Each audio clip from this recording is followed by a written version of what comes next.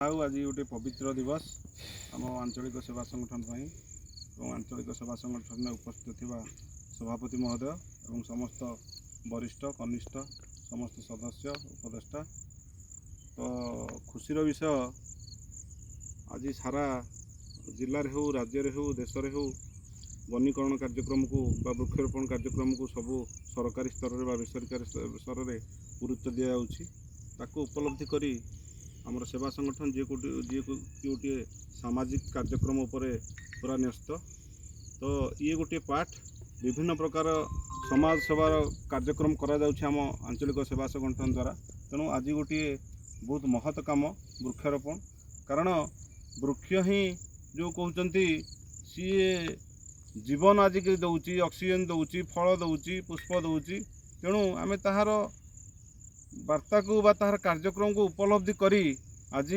आमर जो स्थायी जगह अच्छी सेवा संगठन गंदिया थे आम से आज वृक्षारोपण करुचु। आज शुक्रवार हूँ भल दिन नारिकेल वृक्ष अमृत जोटा पिजुली कहुच्छी आंब लेंबू बेल जहाँकि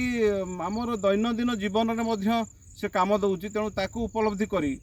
आम आज समस्ते मिलमिशि वृक्षारोपण कार्यक्रम को आगे नौचु आशा करुचु। ये वृक्ष ये तो आज लगागला ये सेमती छोटिया आम संगठन भी धीरे धीरे छोट वृक्ष होती बड़ वृक्ष हम आपण मान समस्त आशीर्वाद अंचल जनसाधारण मान आशीर्वाद प्रभु जगन्नाथ आशीर्वाद तो ये जगन्नाथ आंचलिक सेवा संगठन तांकरी संगठन तेणु आम आशा रखा आमरी संगठन आहरी आग को बढ़ू आहरी आग को जाऊ। जय जगन्नाथ।